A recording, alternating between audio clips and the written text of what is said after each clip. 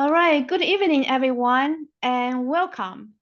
So tonight's event is proudly co-sponsored by three organizations, PCE, AFI, and the Elite Coaching School, Jiangwutang. We are so glad that you could join us for this important conversation. As we know, in today's global workplace, Asian professionals are often recognized as diligent, quiet, and strong executors. While these are admirable qualities, they can also contribute to what is known as the bamboo ceiling. This is the invisible barrier that prevents many Asians from advancing into senior leadership positions, despite outstanding credentials and performance. So breaking through this barrier requires more than just technical excellence. It means speaking up with confidence, engaging in decision-making, strengthening communication skills, and taking on risks and responsibilities. So tonight, we're very fortunate to have Ling Hua with us. Dr. Hua, she is a former biotech executive and now an ICF certified leadership and executive coach. And this, topic is so relevant to her experience. She has worked across United States, Europe, and China in all these three major regions. She has seen, these challenges from firsthand and has helped so many leaders rise above them. In today's session, Ling will be sharing strategies to rise above career development limits, how to embrace leadership authentically, and she's going to show you the ways to unlock new possibilities in your career. With that, please join me welcoming our speaker tonight, Ling Hua. Ling, the floor is yours. Thank you. All right. Thank you. May I know how many people we have in our audience? Because I couldn't see it.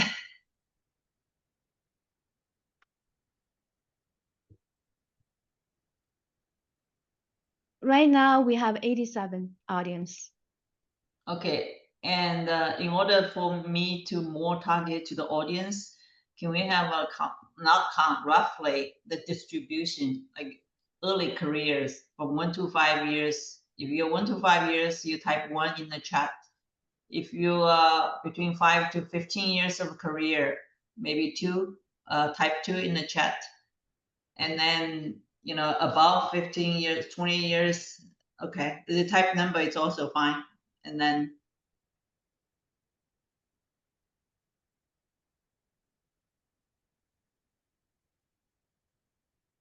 so this number we type here is actually the number of years experience you have. Okay.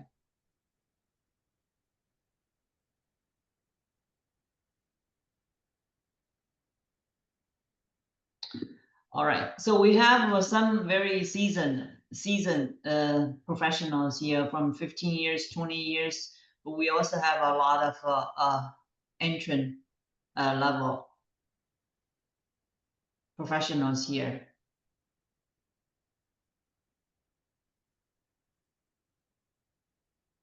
All right. Okay. In fact, quite a bit. Okay. Yeah, my target is actually a target to the middle career and maybe even managers, wants to go to the director, break the bamboo ceiling, break the ceiling somehow. That's great. But if for people, if anything I don't cover, we will have the open floor for QA. First, let me thank you for commit your time, 90 minutes. You can go anywhere, do anything, use this time, but you choose to spend this time with me, with Melody, to listen to this topic. I hope I can give you a listen that next 90 minutes can bring something to you, and then we can all work together, break this bamboo ceiling, because we'll feel somewhere in the air that's a limitation. Let me share my, that's my share screen. Share my screen to get things started. Can you see my screen? Is that Yes. presentation mode? Not yet. Where did it go? Share. No, it's good. It's good? Mhm. Okay. Go ahead. All right. So we all know bamboo ceiling. What is a bamboo ceiling? It's an invisible barrier to leadership role. And then for various reasons, there's some cultural bias and there's a perception gap. And we often see, there's a lot of, many of us are in a technical role. But when you look at the senior management population, the story changes. And this is the good news is these barriers can be broken with our mindset shift and a few target strategy. We can change how we are seen and perceived in the workplace. And I will walk you through the steps, and you can learn, you can use to incorporate into your work life. So what are the cultural value? Because we were brought up, most of us, first generation, even second generation with first generation parents, we were brought up with humility and harmony and respect for authority. These are the value of Eastern world. But in the Western world, they more value assertiveness, influence, risk taking. We often ask for permission, but here often ask for forgiveness. You can take initiative. If something goes wrong, it's okay, as long as it's not a huge disaster. So you have to take a calculated risk. And then respect for authority. Oftentimes, if there's a authority or if there's a different voice, we tend to hold out voice, because this voice from my boss, from VP, and the inherited the value we hold as we brought up, we tend to respect authority, avoid to speak up, even we have idea to whatever it's on the table, but we tend to just zip our mouths. The other stereotype is we're technical, but not a leadership material. This is a purely, I would say, it is a so-called stereotype. We are leader. We are all leader. Imagine if you are in China, or your classmates in China, they're all leaders. We are leader. Suddenly, when we come to the US, somehow people think we're not leader. And what it is in China, it's like when we learn how to play Chinese chess. And here you play just normal chess. And the rule is different. All we have to do is change the rule. Just like when you play soccer and football, right? Different sports game use different rule, and different work environment. You have to adapt your mindset to fit. And the other thing is that we are quiet. People perceive us as quiet. Once again, this quiet has something to do with our upbringing. We tend to just, sweep our own snows in front of our courtyard, but not then if we're quiet, and then we're not visible because there's no voice, and no voice equals no visibility. And unfortunately, hard work, sometimes we think, oh, if I work hard enough, my manager will know. No, only you know you work hard. And your manager, imagine if your manager has 3 direct reports or 5 direct reports.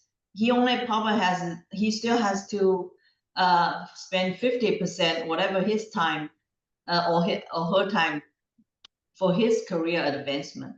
at the end, if he has 5 direct reports, maybe he only has 10% effort or attention in your work, which 100%. So your 100% doesn't equal to his 10%. You want to make sure that 10% attention he has for you knows your 100% of your work. How? It's not like you deliver you deliver your result. Your result has effort. You have to let your manager know you spend effort. So here, the visibility, the quietness, we can overcome. And this is just a mindset shift. What does matter to you? And then, as we navigate the US workplace, and this mismatch, it will be there. And since we're quiet, we're invisible, and we have fewer mentors. And we'll talk about how important are mentors and sponsors. Let's talk about how can we shift the mindset. First, we have to have a leadership mindset. Many of the professionals I talk to, they just tell me, some of my clients, and they say, "Oh, I'm technical. I only want to do technical track. I don't want to be a leader." This mindset, I would say, wrong. Even you're a technical track, there's a technical leader.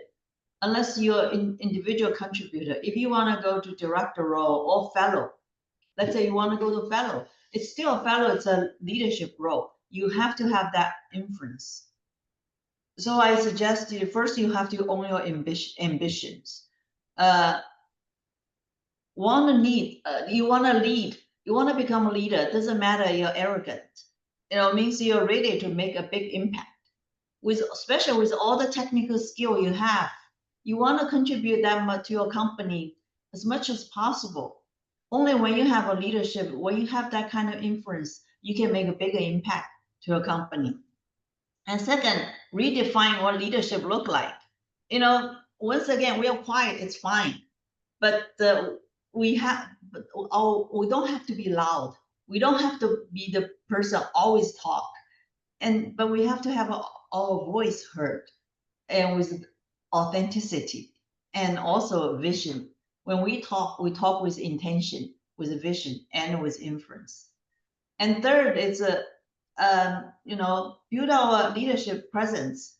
We need to be instead of say, okay, I'm just talking about my technical update, but you have to say how I become an influence, someone who shapes the direction, and then makes the decision. You don't need a title to do this. And leadership, it's not a position. And this is also, it's a concept in China, at least for the China I know. People often say, "Oh, when you have a title, you can do it." But here is when you can prove you can do it, you will have the title sooner or later. That's the different mindset also. When I first became a leader, I started as an individual contributor, and I learned this shift. You change, you basically, it's like a total frame shift, and then you have to think, instead of you think for yourself, or you think for the company, you think for the long-term strategy. You become a strategic leader with practice. And then before we can do anything, I want to talk about redefine what leadership looks like in your own term, in Asian American term. Because we don't have to be a leader like others. We can be ourselves, but we still can be a leader. First, we have to challenge, this outdated narratives, like, oh, we are quiet, we only know technique, we are not leader. No. Use our action to show, to prove this is wrong. And I had one experience, I was looking for a position. People think I only can lead Chinese. So I didn't get the position. But next time when that particular person had a position again, since 5 years, that was already 5 years later after I looked for that position. I already led a global organization in Wilmington, Delaware with 120 people. And then I was in Germany. That person needs a CTO for her new company. And then she called me because at that time she knew I can lead international team, not just China team. So we can use our action to prove to people we can lead. We can lead any kind of ethnicity, any type of international team. And then, once again, I already mentioned, quiet doesn't mean incapable. Technical doesn't mean we're not strategic. There's plenty of technical leader, and then they're very strategic. Also, in my opinion, in the tech world, you need to be very technical in order to become strategic. Because when you're good at a technique, you have that kind of vision. So and then also humility with visibility doesn't mean we are humble. We just become invisible. I mean, we need to have humble. We need to be humble. Nobody in whatever culture, nobody like people arrogant, look people down. Humble, in fact, it's a good character to have, but humble does not prevent us to be visible. I mean, I have one slide. I will show, give a couple of examples. How can we create or cultivate visibility?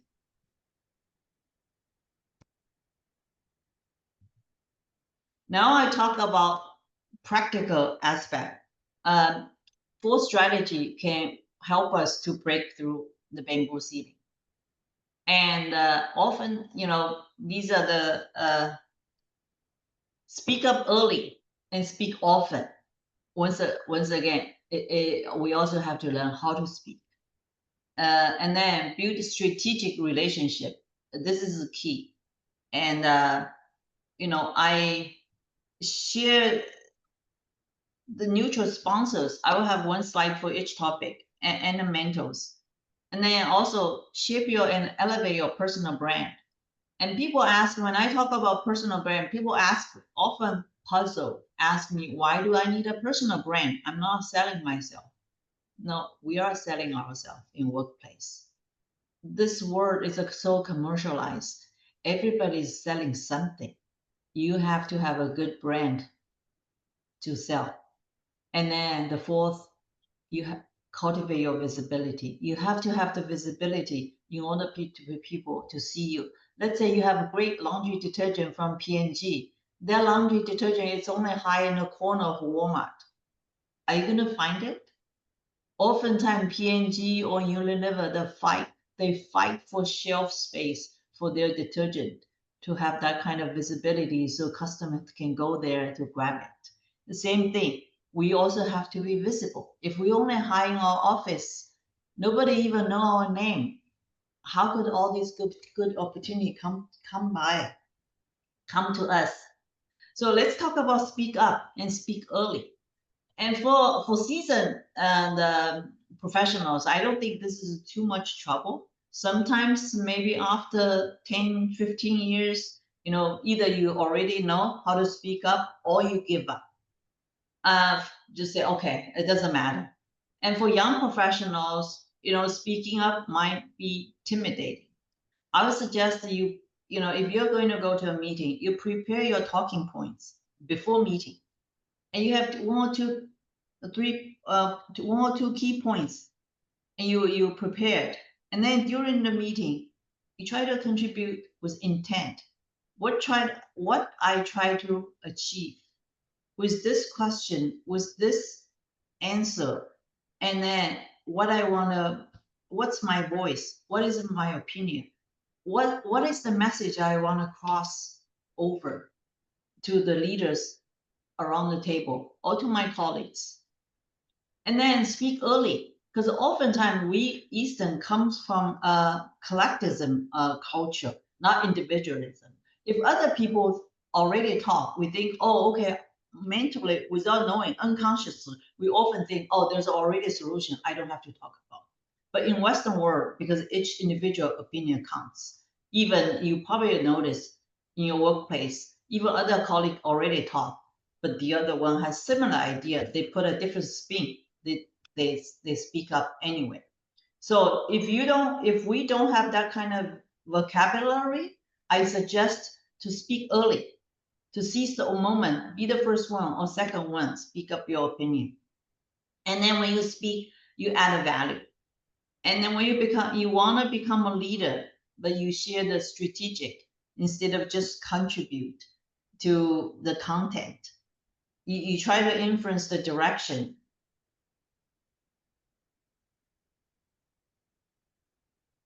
To shape, and once again, the message.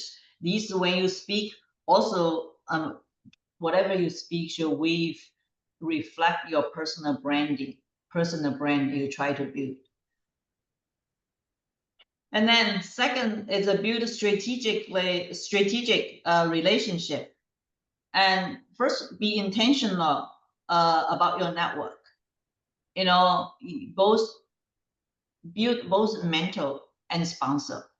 Mentor are those ones who guide you, give you suggestion, but sponsor are those ones advocate for you.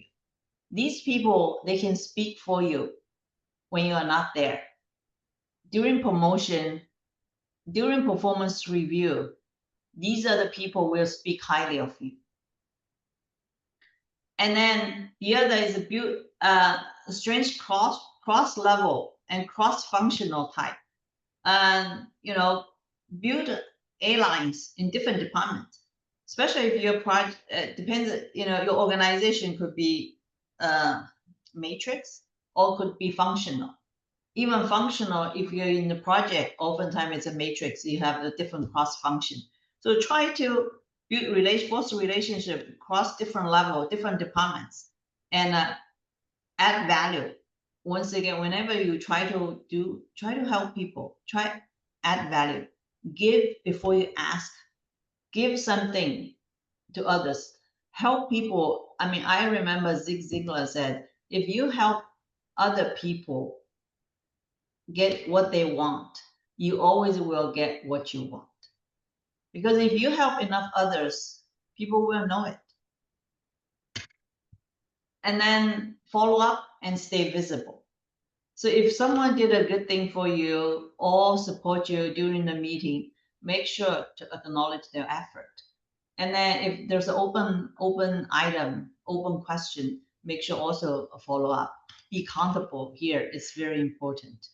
And the other is a rich culture style, which is actually we Asian, we bring a lot of culture asset, and these can become our strengths instead of a weakness. So we have to utilize those, long-term relationship, 关系 in an effective way. In addition to all this assertiveness, visibility, it can add value to our leadership role. And then let's talk about shape and elevate your brand.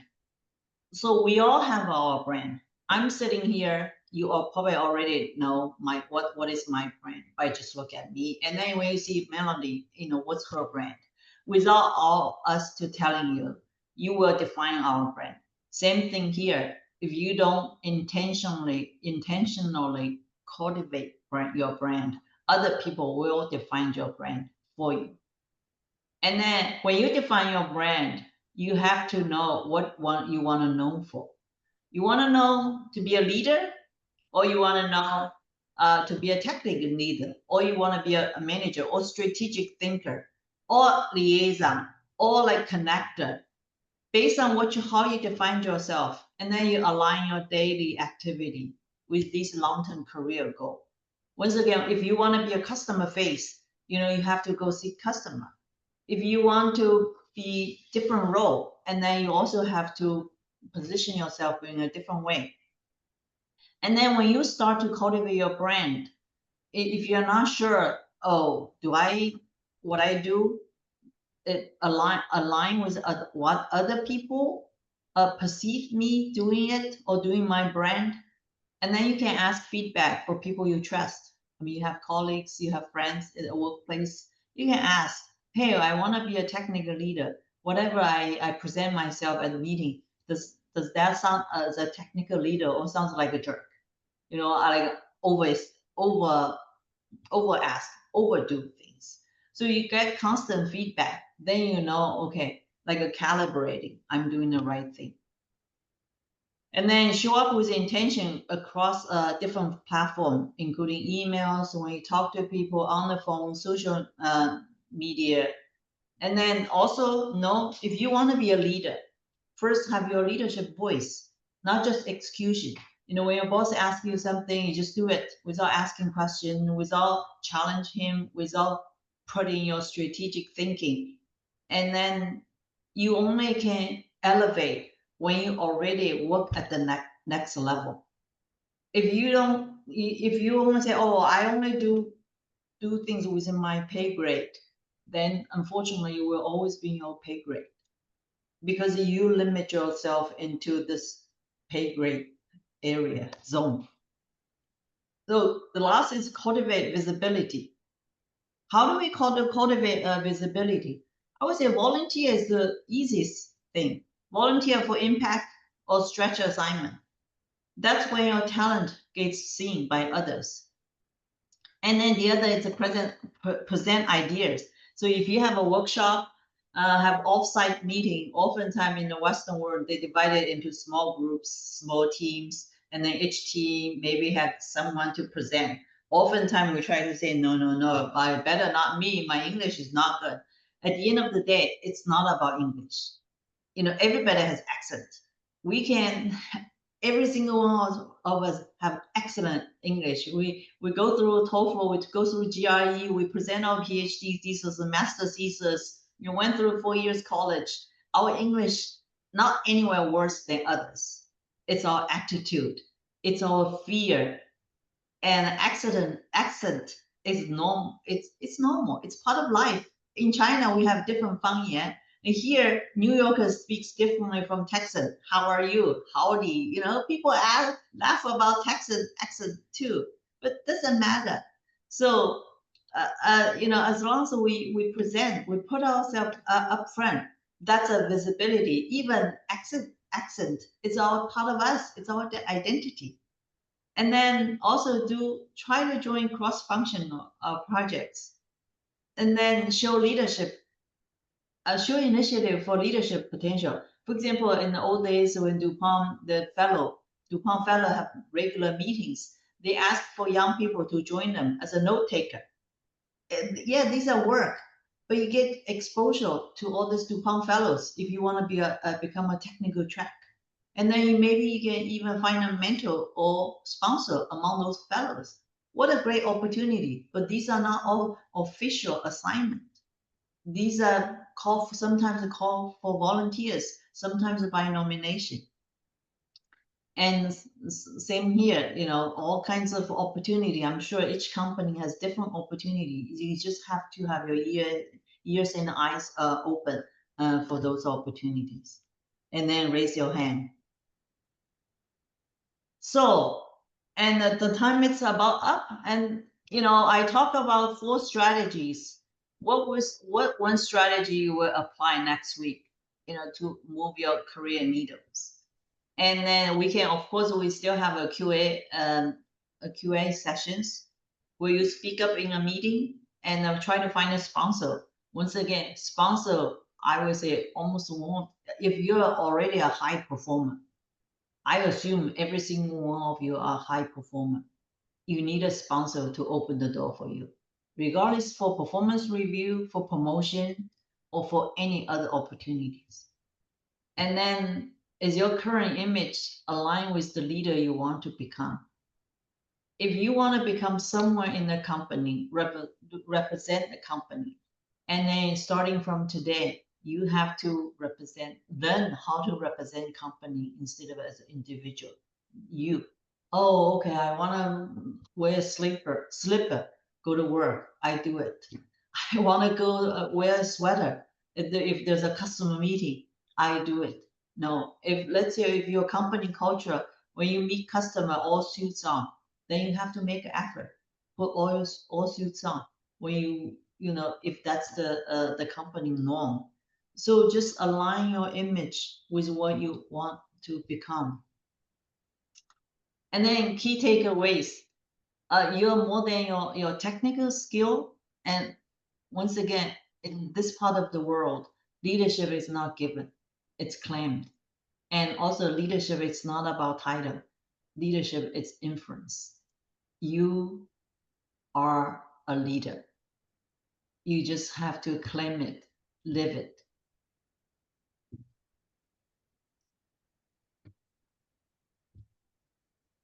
If you have any challenge topic or anything you want to navigate in your career, and you are welcome, you know, to join me to support DFW We Care.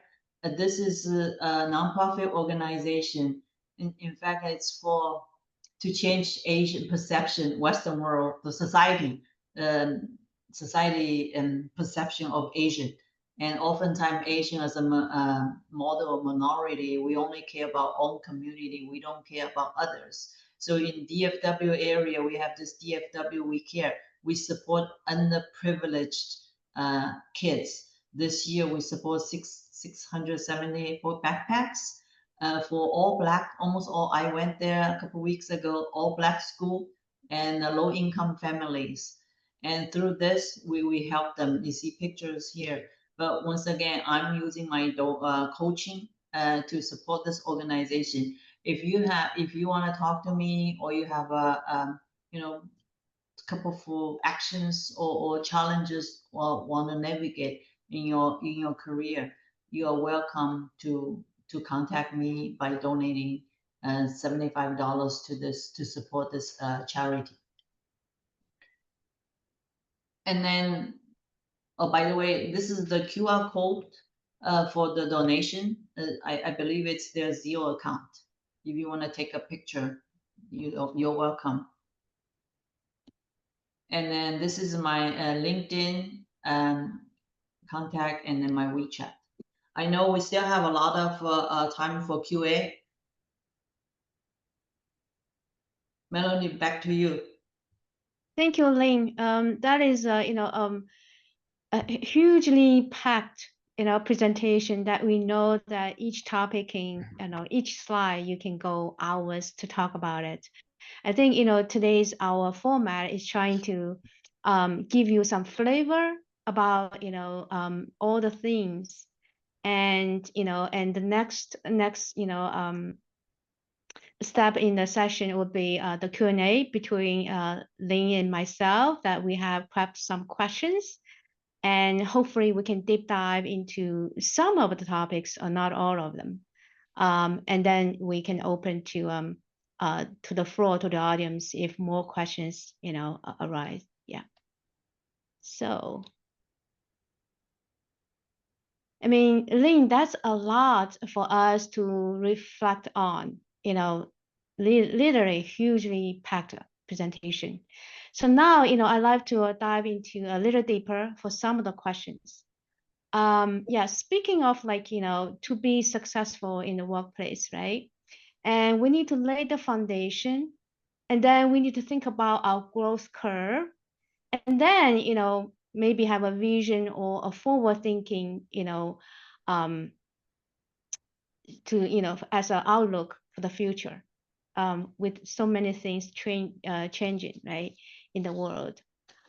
Speaking of the foundation here, I'm not talking about technical strength, not talking about what degrees you get, and not talking about the certificates you got. I think we're talking about the softer skill sets, right?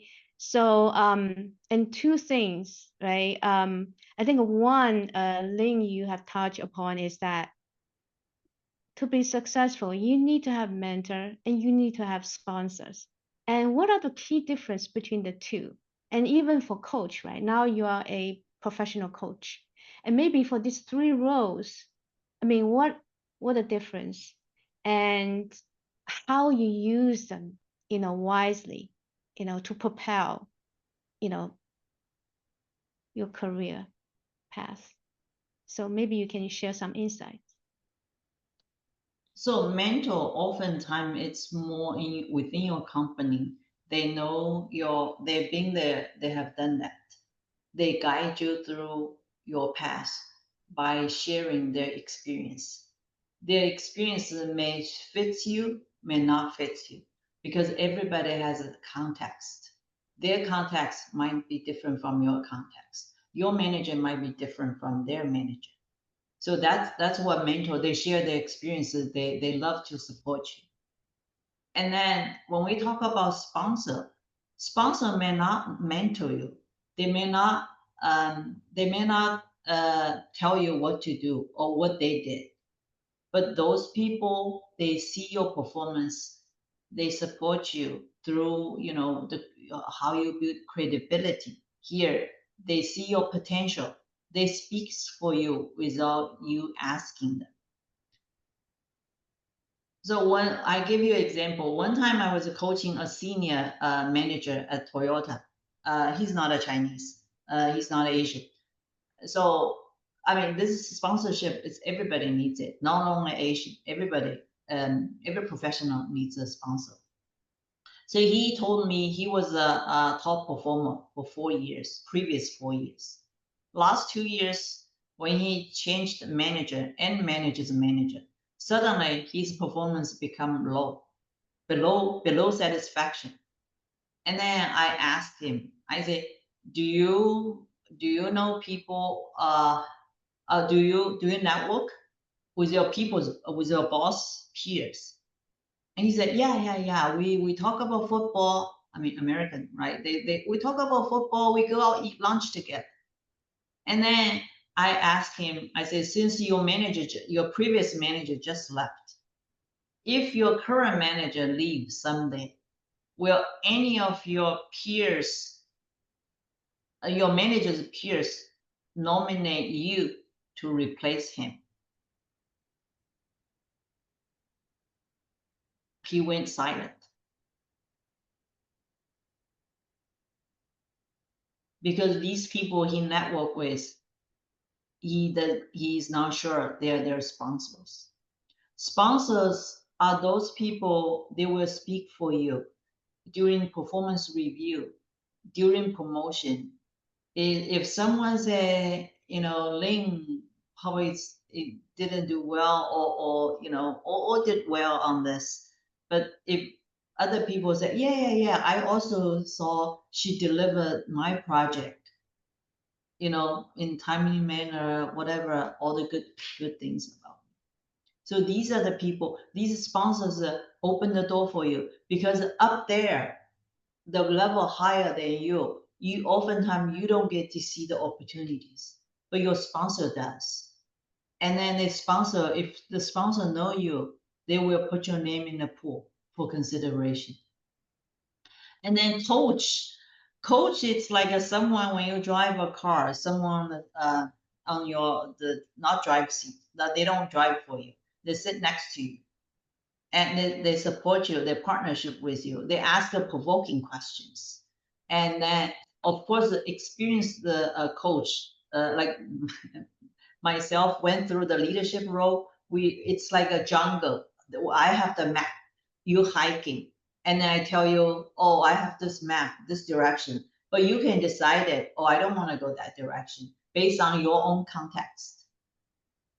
But I use as a coach, use a powerful question, help you reflect, help you come up with your own questions. And then through these, you often need to take actions. And then because the coach is about coach for growth, and any growth, just like a muscle growth, right? Exercise, you have to take action. You have to practice. Same thing here. If you want to say, okay, I need to find a sponsor, and then you have to do X, Y, Z, right? Firstly, maybe you have to have visibility. So your senior leader can see you, at least know there's a Ling in the company. And second, there's a Ling in the company, it's not enough. If Ling can deliver what they need, yeah, okay, that may get their radar screen. And then if Ling goes the extra miles, doing other volunteer work beyond deliver her project, very supportive, help others, and then another plus. So these are the action. Even you have a coach, I tell you, you need to have a sponsor. But going through this under your own circumstance, and then you come up with your own action, what works for you. Because this action works for you, not necessarily works for another person. That's what is coach about. Yeah, thank you, Ling. I think during your presentation, I think one phrase that was striking me is that you mentioned that once you add value to that relationship, the value will come back to you, right?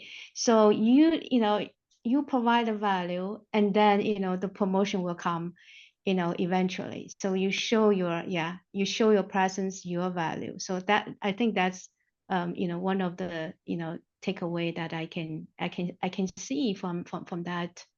Yeah. So another thing is that I think through that cross-functional interaction, that actually for a individual, that you actually, one, you build a presence, and second, you actually have a bigger view, right? You've seen the things in a bigger frame, as a bigger picture, and think about your next step role. I think naturally will come. Yeah.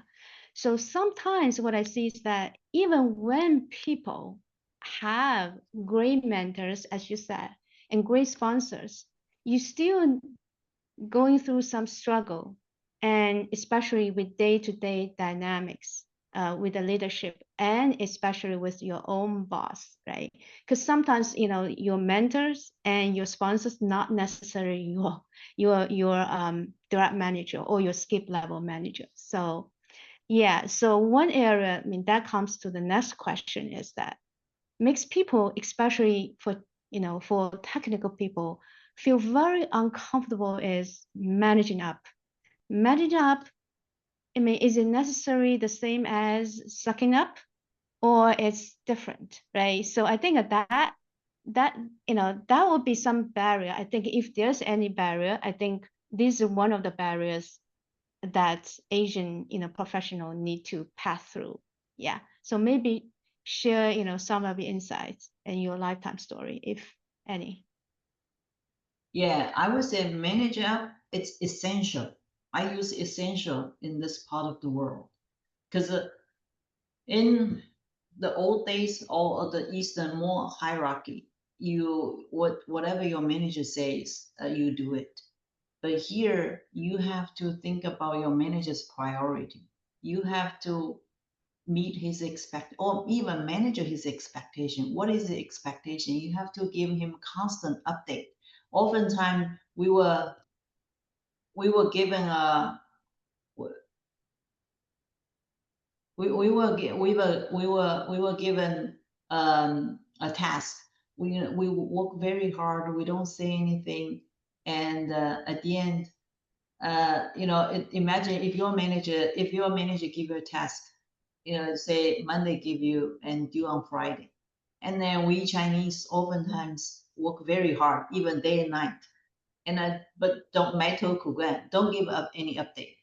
But your manager on Wednesday, your manager ran into his boss or her boss, asked how's it going on that project. But if you haven't give him or her any update, what would he know? He doesn't know anything. And then in this case, you put him or her in an awkward position. So constant update, knows what his priority, and support him. You have to understand, instead of you think through your own lens, you have to think through your manager's agenda. Of course, if you're not in that role, it's difficult, but that's what we are paid for. We learn, we observe, we look for other peers, how to interact, then learn gradually how to manage their expectation and deliver what is important for him, his priority. Yeah, I think that this is Yeah, this is really, really, a great topic, in terms of the mindset switch, right? So Linda, we talk about that. Monday you get the task, and then people like technical people probably take it as a technical problem and try to solve it technically. But however, there's a business side, right? And maybe Tuesday, Wednesday, the business priority change, and it shift. And then if you just doing the things just like, not thinking through, what's going on in the rest of the world, and you got stuck, and then there's a misalignment. It's like, oh, you told me Monday and I deliver Friday. I mean, why is not meeting your expectation, right? So it's like constant. So that's why sometimes in companies that we have, ongoing conversations, right? Every day. That's a reason, because we need to align, realign, and just like putting a puzzle together. It's like first time you try this piece of puzzle, sounds like a line, but then you put more pieces and say, no, no, no, no, this is out of place, right? So that is, something that I see very often, that, hey, yeah, you need to really keep your boss updated because of those changes. Yeah. Yeah. Also, you not only we manage up. It's not about we all tell them good news. If you have challenge, if you need longer time to finish your task, you also have to tell your manager. Your manager is here to support you, but also keep in mind it's solution or oriented culture. You don't just bring problem. You also bring your solution. That you all propose the solution.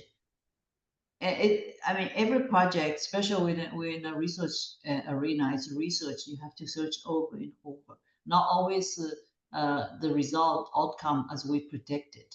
It happens all the time. But if you are creative, if your brand is being seen, be creative. You bring your solution. Don't say, "Oh, okay, I couldn't do this." That's it. You say, yeah, this approach doesn't work. How about this approach? And then serve as a discussion topic. That means people knows, oh, okay, she really she participates, she pay attention, she really has some thoughts. Yeah. Yeah, to add some color, Link, is that speaking, like I remember earlier you mentioned personal brand, right? So in this situation that, that lady, if she demonstrate can do attitude, then that's her label, that's her personal branding, right? She always had that can do attitude. So that is, the boss really like, yeah, yeah. So yeah, moving to the next level, that thinking about the bigger picture, and thinking, going through that hierarchy, right?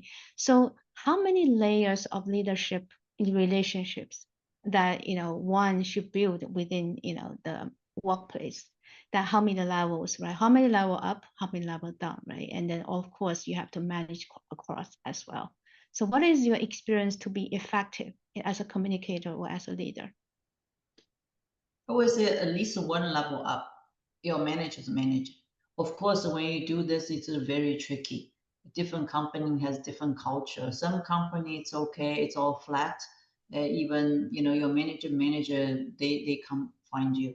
But even that, even if your culture is open, you have to keep your manager in the loop. Make sure nothing surprise him or her, and nothing he feel like he being left out, skipped.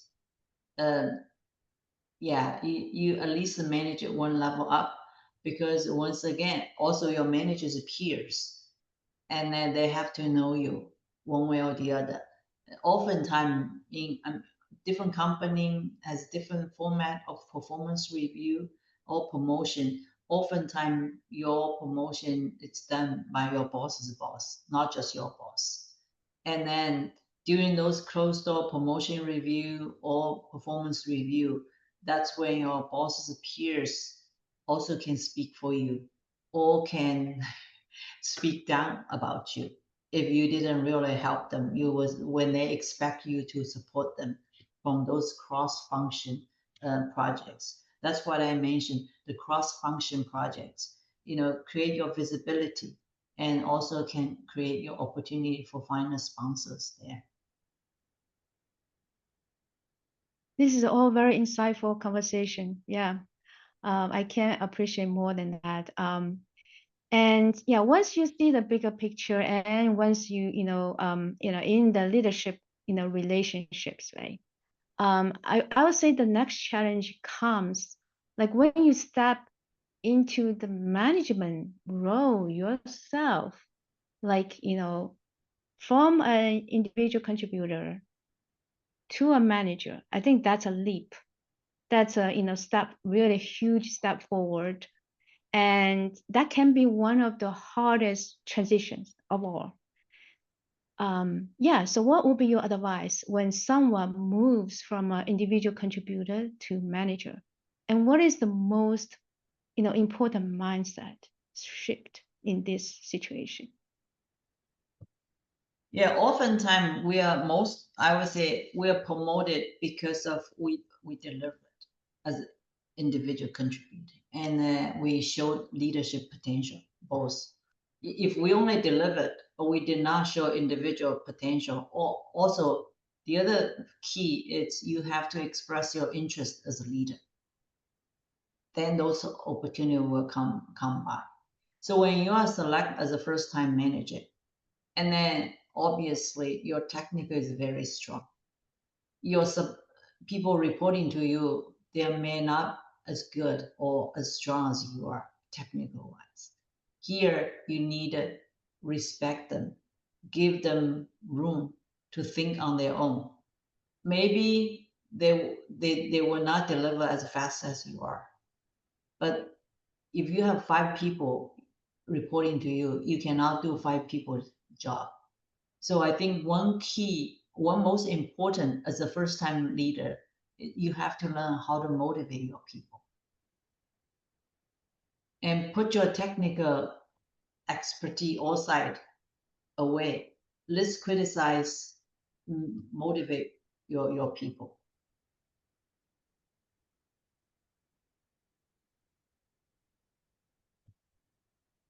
So we talk about switch from a technical expert into a manager, and then what?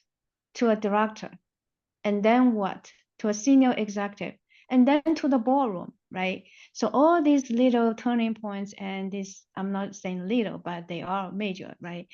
And at each stage, that what's the key mindset changes. I mean, I throw a lot of roles to your way, but what is the main thing here, right? I mean, from role to role, the transition. I would say you have to think from company point of view. You have the mindset totally shifts. You have to speak for the company. You have to be strategic, not say, oh, if I would do this. No, it's if the company, where is the company future? Where's what is company's vision, mission? That's why when you choose a company, you want to make sure you pick a company, its value, core value align with your value. If that company you work for, their value contradict to your own value, it's difficult. I would say it's very difficult for you to speak or represent a company when that company has a value against your core value.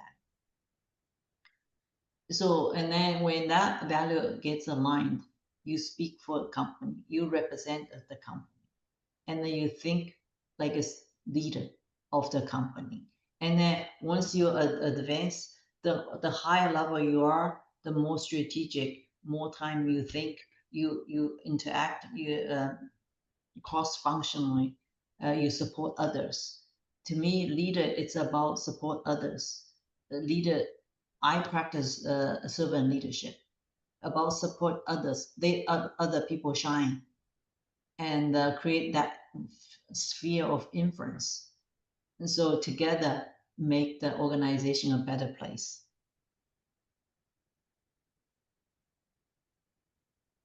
So with as you climb up the ladder and you get higher and higher position, and your responsibilities come along with it, right?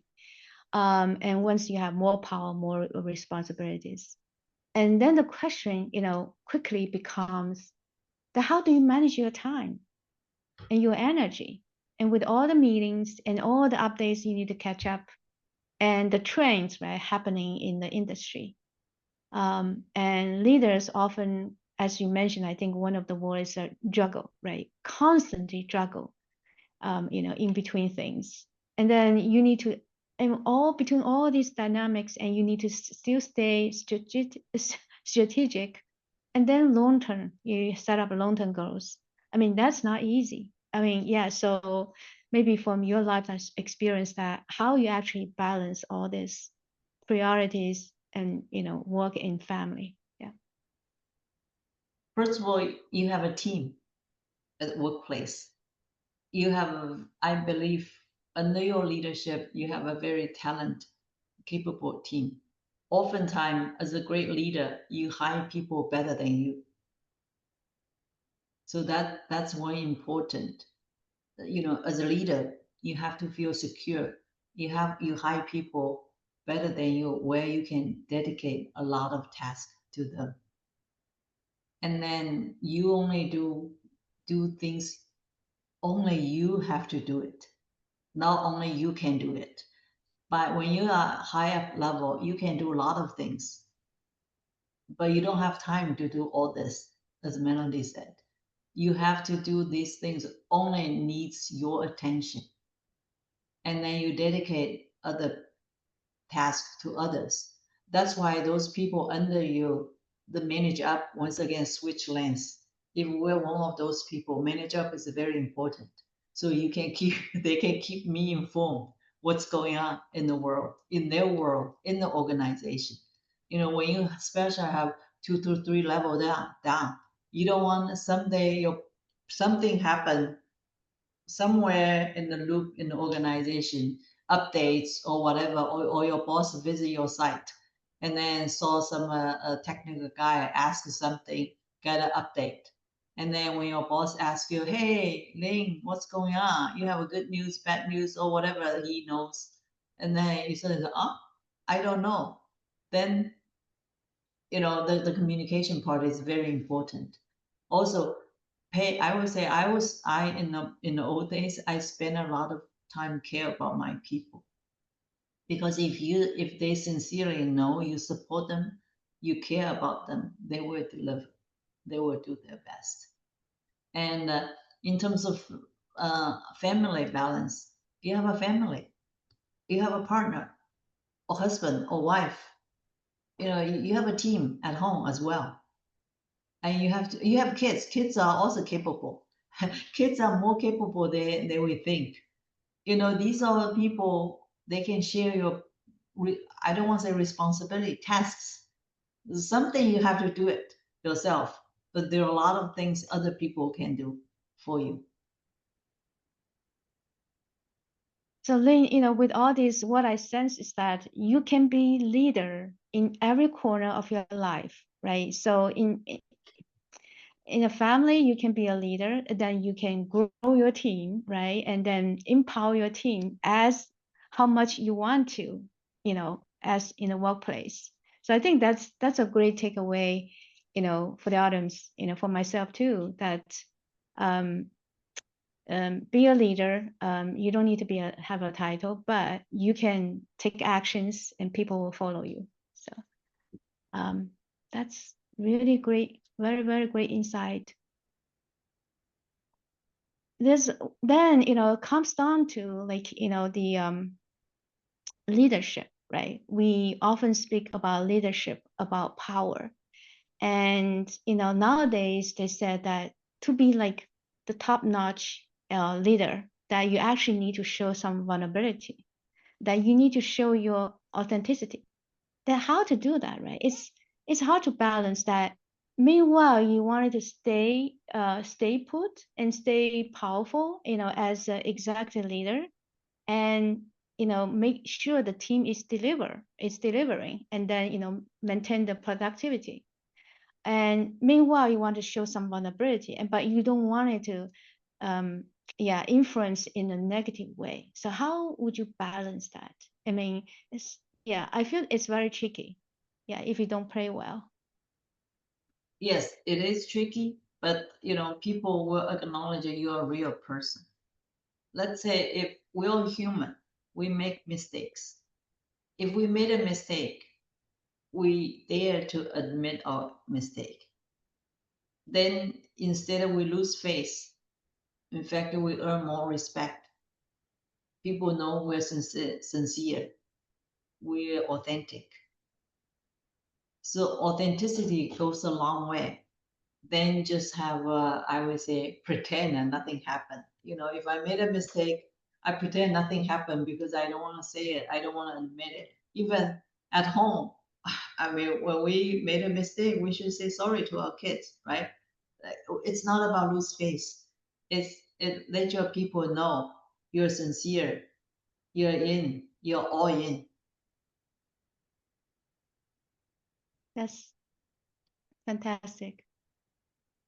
I like that. I think we'll have a close-up question from from the list. This one may be a little tricky, and everybody's talking about it. So with AI, it's transforming, right? So much, how we do our work, how we actually live our life. And I want to get, your personal view on this is that what challenges and opportunities that do you see, right? I mean, at workplace that for employers or for the professionals? I mean, AI, it's here to stay. We have to embrace them. Just like when the email came, before was all, imagine when I start working, we don't even have computer, right? We just have a notebook, and just sit there all day.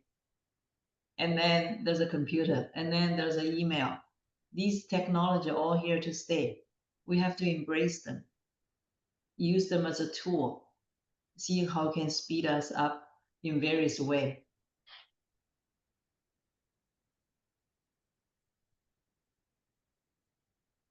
So I would echo, what Ling has, stated here. AI is here, and we need to embrace it and bring it into our life. And AI may become a infrastructure rather than just a single tool in our life, just like electricity in your phone, right? So it's going to be built, integrated into our life, every corner of our life.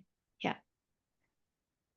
So I think, with Ling's presentation and with this, moderated Q&A that, we collected a whole lot of questions from the audience before the Fireside chat.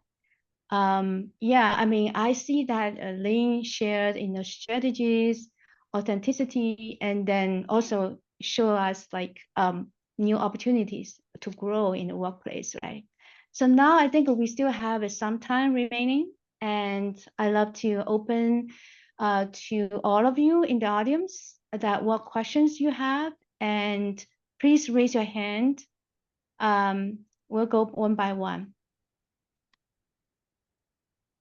Or we can go through the questions in the chat, whichever There's way someone it raised is. their hand, Liu Yanhua. I mean, we can use Chinese. You can open your, Liu Yanhua. Yeah, you wanted to, what question you want to ask?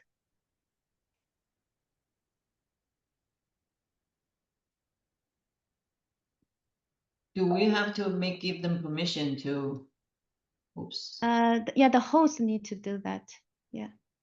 Someone's raise a hand. A view.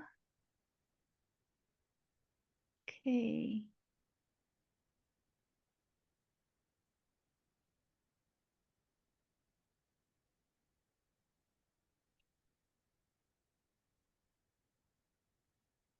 Or we just read through the question in the chat. Yeah, let's go from, I think we can go from the back. Okay. I mean, someone asked how audience, I don't know if all audience speak Chinese. That's why we choose English. Exactly. Yeah. So, yeah, somebody raise hand. Can you can open your mic if you can. Allison, can you support here?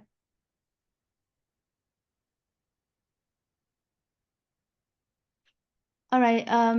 Let's give Alison a few minutes to fix that. The first question from the audience: in your experience, what is the best way to assess leadership presence? Assess leadership presence, or you want to have a leadership presence? To assess, to evaluate leadership presence. I mean, leadership presence, in my opinion, is about authenticity, credibility, and how your personal brand here counts too. How you present yourself, how you handle yourselves, especially under stressful conditions.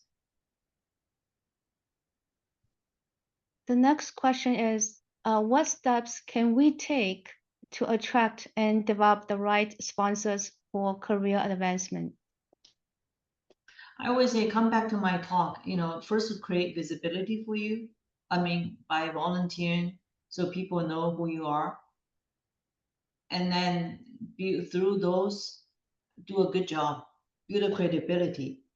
When you're visible, and then people also know you're good. And then a lot of people in this world are willing to support others. And you will find people in your organization willing to support you. Once again, not everybody will be your sponsor because this is not everybody's forte. But you need to identify in your organization who might be your potential sponsor. Yeah, I think I remember in one of your slides that you mentioned. I think to me it's important. Key point is give before you take, and you need to know reciprocal, right? So I've seen in a workplace that people come to me like maybe 3-5 times for mentor, free mentor session, and never return anything. So I've seen that happen, especially for junior, because I think one thing is that they are not confident enough.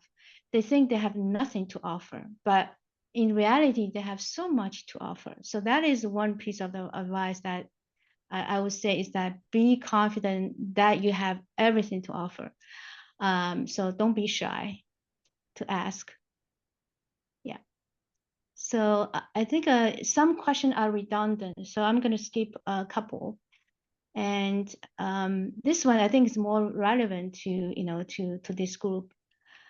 What advice you would like to give to those who are soft-spoken and has a nice personality to show up at and to be assertive and confident leader? Yeah, nice does not equal you don't have a boundary. These are two different things. You have to have your boundary. And in some cases, you have to say no if needed. And then assertiveness, if once again, assertiveness oftentimes work hand in hand with a boundary. And then you know what you want, you know what is right for your organization, you dare to speak up. You don't have to be a loudest voice. You can be fast and steady. It doesn't need to be loud here. The next one, how can we engage senior leaders into our individual development plan? I mean, how can we get, management to invest basically our development plan? Yeah. Oftentimes, I mean, once again, different companies, they have a different talent pool. And oftentimes that they identify talent in various, like the company I work with, especially in Germany, they have regional talent. I mean, we are not a German company, we're a Swiss company. In Germany division, I involved in people identify local talent, which is in German. And then there's a regional talent, which is in Europe. And then world talent, that means nationwide, not nationwide, the global organization. So there's a different pool of talent. You have to know your company structure, how they identify those talents. You have to get the radar, at least know how these talents are evaluated, what they are looking for. Because what I saw both over and over, performance review and talents, oftentimes they end up in the same pool of people. These people, I would say, they have their strong personal brand. Their brand aligns more or less what their company are looking for. So you will be surprised, this one's talent. Even this year, he or she did not deliver as exceptional as the other person. But somehow, after discussion, because those type of people, often they have a lot of sponsors. And then after several sponsors stir the conversation, somehow magically those people all end up again with exceptional performer of the year. We all know performance, it's year from year varies, right? Not necessarily you always are a top performer, even you are talented. And because sometimes you can the task you cannot finish, the project changes. But so keep the personal brand and then sponsor. These will help you to be identified as talent. Once again, if you identify as a talent, someone has to nominate you. And then not only your manager might be the first one, but there's a lot of competition. You know, only small fraction of people can be nominated as talent. But oftentimes each manager bring a handful, and then you have to cut again. And who's cut? If your manager is already bring you, that means your manager will speak highly of you. Among three, who's gonna cut? He may cut one. The other two, if only two can be picked one from his or her organization, then the sponsor matters. If you have two or three sponsors in that group of people in discussion versus other people have none, zero sponsor, you most likely you will be picked. Yeah. So, how you position yourself in the organization versus how other people perceive you, right? So it's important because, yeah, that is, coming down to that, your performance review and your promotion, opportunities. Yeah. Thank you, Yeah, Ling. it's not about how much you do it. It's how much other people know you have No, done. you have done it and they seem that. Yeah. The next question, have you experienced anxiety before major meetings, such as board meetings or meetings with outside investor or top corporate executives? How do you address it? The anxiety, Not pre-meeting really. anxiety. If you know your story, if you have confidence, well prepared, and just be yourself, that's how I did it. And there were a couple of times I was representing DuPont as a speaker person for their biotech division. Because at that time, DuPont, the biotech was in the middle bubble, it would overlap with the Pioneer, and then on the other hand, overlap with the material. Biotech, I suppose the company wanted to use the biotech as a bridge once upon a time as a DuPont. So I was the speak person, talk to the investors, talk to the Fortune magazine editors. You speak, you speak the story the company wants you to speak. Of course, you have preparation team with you. You have alignment. You know you are not speaking on your own time, words. And then you'll be fine. Yeah. Another thing I want to add that, Ling, you were put at that position because you already built that credibility. I think when we talk about, when you move from director to executive and to the boardroom, right? You build the executive presence all the way through. So you already have the credibility and you think for the company and you speak on behalf of the company. So that's how, you are there. So I think this basically align with, all the steps. The next question, can you give an example for how did you break a barrier in your career? Once again, I learned along the way. I think a couple of things I did it right. You strategically build relationship.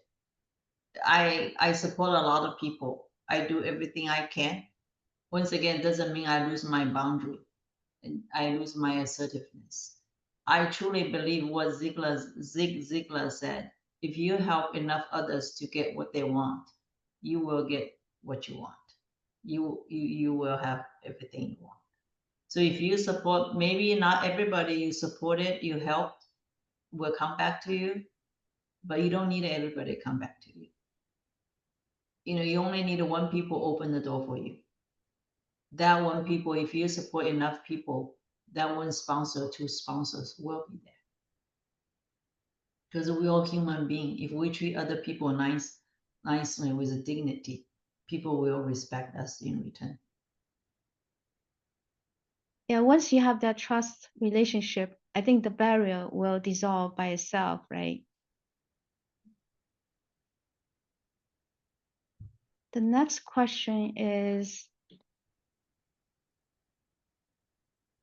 how to deal with a bureaucracy with a manager who wants to control but not very listening, and also play politics to others who don't stick with her opinion.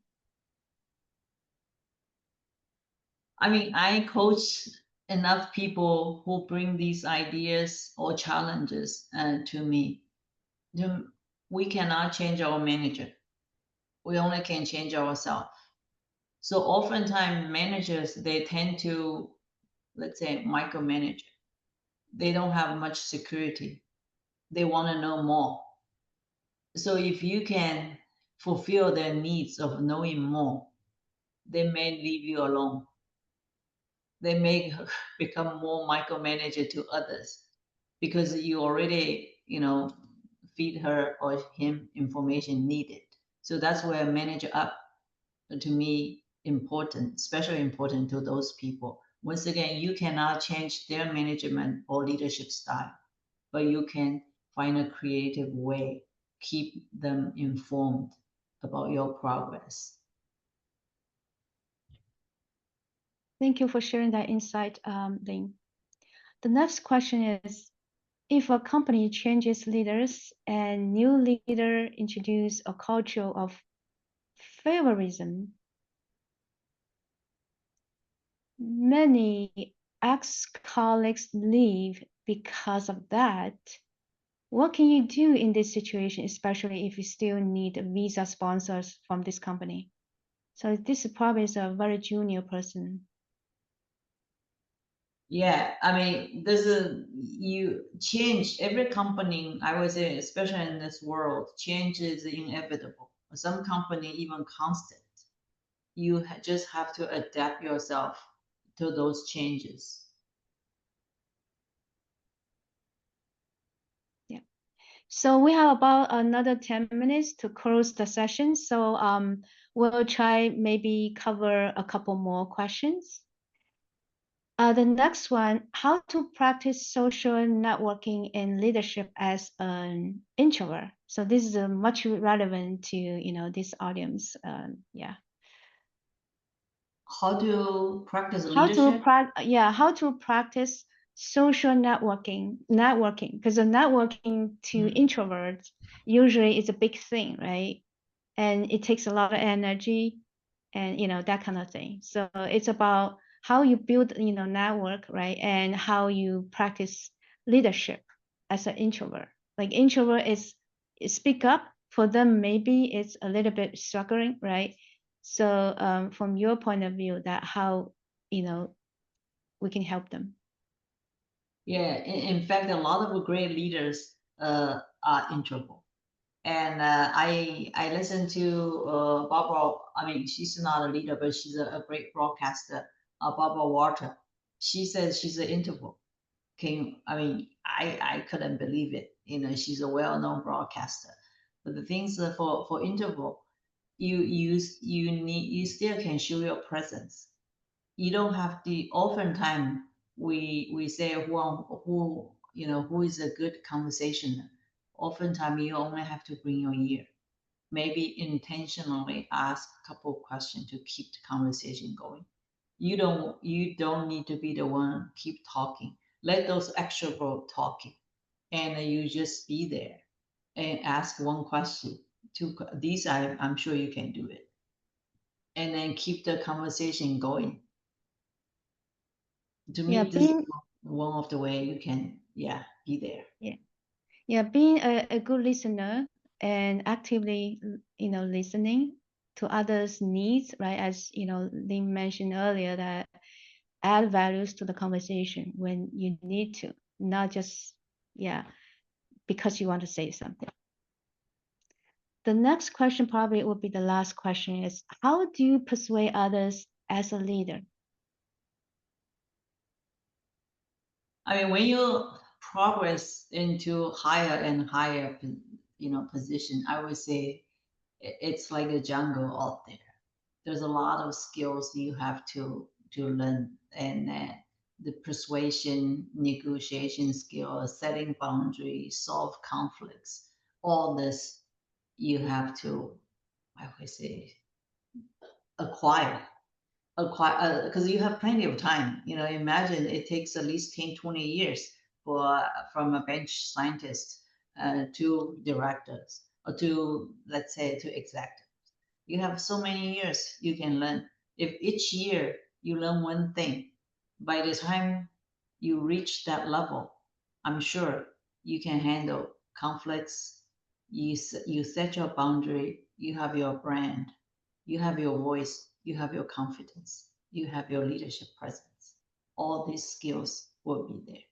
But if you have challenge in one, because oftentimes when company hire coach for executives, and that's many of my clients in that shoes, they oftentimes they're a great performer. Maybe there's one area, just their weakness. For example, solve conflicts, or to lose their temper and talk down to people, elegant, or oftentimes boundary, they already, by going that level, their boundary already set to go good. But still, sometimes one CFO I coached, he came to me, he says, "Oh, I lose confidence, I'm procrastinating my task." After I dissect with him, ask him questions, at the end of the day, he did not set up the boundary, because there was something CEO supposed to present. He thought those are tasks on his plate, and no wonder he doesn't have confidence, because that's something within his capability. He's not supposed to be the one provide answers. So it's not a boundary, it's a boundary topic. And then I told him, you just have to align with your CEO. When you go to this meeting, what is my role? What you expect me to do, even as a CFO of the company, right? You have to have that alignment. And then after he did that, that confidence issue went away, because in some CFO finance related, he can handle inside out. He was just worried about stuff it was not his responsibility.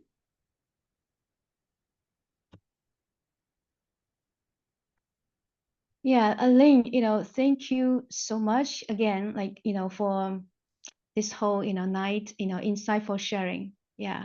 And before we close, and what are the final words would you like to leave with our audience? Something they can take home and put into practice right away. I would say, if you start this next week, if you can pick one thing among all this, the 4 strategy I talked about, speak early, speak often, if you haven't done so. And second, build a strategic relationship. Firstly, if you don't have a mentor, find a mentor. Especially if your company has this mentorship program, I would suggest you take advantage of it. And then most important, try to find a sponsor.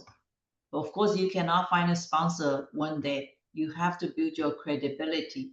And then the sponsor, they will speak for you. Because those sponsors, when they speak for you, they don't tell you. They don't come to tell you, "Hey, Ling, I said good things about you during promotion." They're not supposed to tell you. So that's why you have to do all the good things you have to give before other people can speak behind your back. support you. Behind your back means good, hopefully more good thing than bad thing, right? When you have more sponsor, they will speak more good things about you.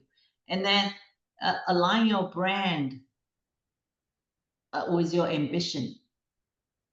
You know, if you have a ambition to be a leader, act like a leader today. And if you want a mission to be a technical fellow, and just look, watch, I would say, watch those technical fellows. What are their characters, aspects you want to model after, starting today? And then, yeah, volunteer, find a stretch assignment and opportunities, volunteer. For those things, it's outside your pay grade. Oftentimes, those are the things create opportunity for you. Thank you, Ling. You know, these are very insightful closing words. And maybe I'll, you know, throw a few key takeaways from my side that, you know, what I have been hearing and something that resonate with me. I'll say that, you know, speak up in meetings and build visibility, right? And don't let your work remain invisible. And for career growth, we can't emphasize more than that is, you know, a sponsor is critical. Mentors can guide you, but sponsors can get you a promotion. And throughout your career, be intentional about your personal branding. And that is what you're known for, right? And your reputation. And add to what Ling just mentioned is that the credibility is not like how good your technical skill set is. Your credibility is when you are not in the room, how people talk about you, right? How people actually support you in promotion discussion. And finally, stay adaptable, whether through leadership transitions or emerging, you know, tools like AI. So continuous learning and lifetime learning, and also build resilience. And oftentimes you have to try again to be successful for your long-term success. With some closing mark, and on behalf of PCE, AFI, and Eli Coaching School, Jiang Wutang, I would like to thank you all for joining us tonight. And, you know, speaking of a volunteer to be more visible, and these three organizations, you know, are committed, right, to creating spaces where professionals can learn, grow, and lift each other up. I'm personally pretty honored to serve as a board member at PCE and a career coach at Eli Coaching School, Jiang Wutang.